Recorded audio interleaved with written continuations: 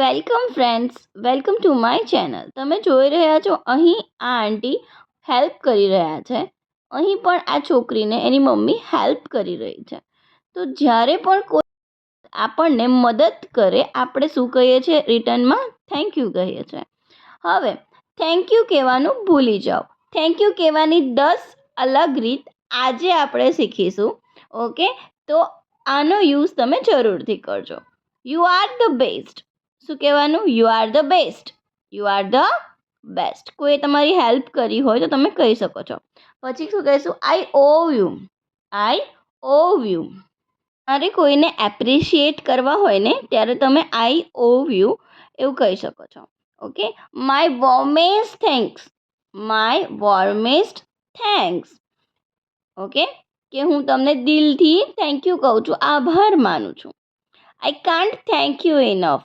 I can't thank you enough એટલે કે ખાલી આભાર માનવાનો, ખાલી હું તમને આભાર માનું એનાથી એટલું કાફી નથી. હું તમારો આભાર માનું એટલું કાફી નથી. Thank you kindly. Thank you kindly. તમે શું કહી શકો? Thank you kindly.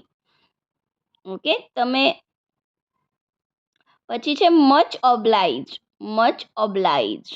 પણ આપણે ગ્રેટફુલ હોઈએ કોઈના માટે તો આપણે મચ ઓબ્લાઇજ કહી શકીએ છીએ. ઓકે, હવે અહીં ઇન્ફોકાર્ડમાં લિંક છે. 3000 વર્ડ્સ છે આની અંદર, તો એ તમે જરૂરથી જોજો.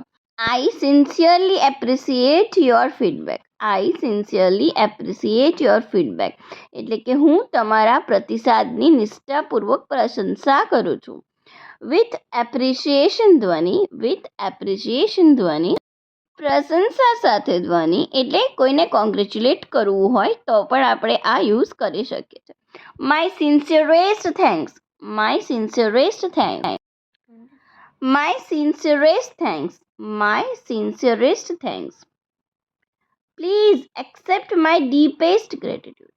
Please accept my deepest gratitude એટલે કૃપા કરીને મારી ઊંડી કૃતજ્ઞતા સ્વીકારો. ઓકે, હવે અહીં ઇન્ફોકાર્ડમાં લિંક છે જેમાં બધા જ સ્પોકન ઇંગ્લિશના વિડીયો છે, તો તમે એ વિડીયો જરૂરથી જોજો અને પ્રેક્ટિસ સાથે સાથે જરૂરથી કરજો. અને કોઈ પણ ક્વેશ્ચન હોય તમને કમેન્ટ જરૂરથી કરજો. હું તમારા કમેન્ટનો રિપ્લાય જરૂરથી આપીશ. Okay, thank you. આ વિડીયો જોવા માટે આભાર તમારો. અને જો તમે સબસ્ક્રાઈબ ના કરી હોય ચેનલ હજી સુધી તો સબસ્ક્રાઈબ કરી દેજો. બેલ આઇકોન દબાવવાનું બિલકુલ ના ભૂલતા, જેથી મારા લેટેસ્ટ વિડીયોની લિંક તમને સૌથી પહેલાં મળી જશે.